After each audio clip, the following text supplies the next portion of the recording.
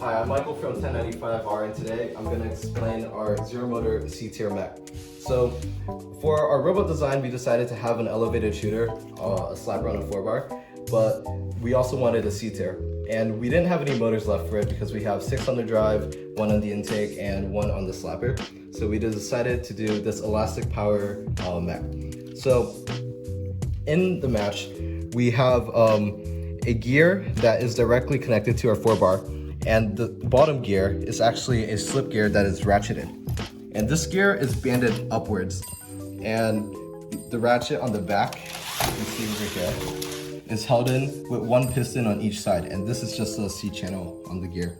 So what this allows us to do, in the normal match before we climb, we can power our 4-bar up and down with just 2 pistons. So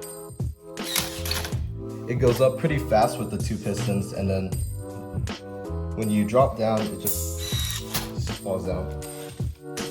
And then so when we want to climb, we drive up to the bar,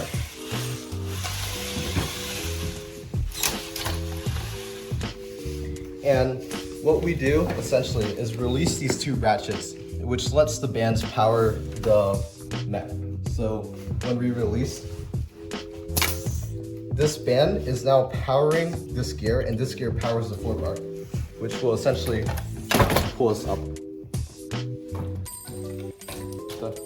So one thing we need for the C-tier climb is a truss, because actually when we're on the bar, what happens is that our robot falls down forward. So we need to get that.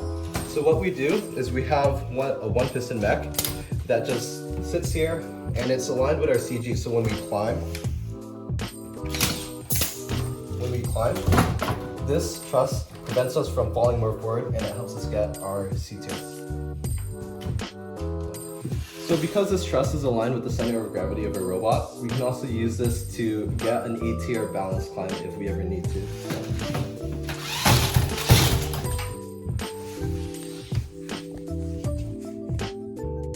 This is our mechanism fully set up. So as you can see, when we lift the 4-bar up here, you can see 10 doubled bands. They're all looped around, and it's very hard to put on. No.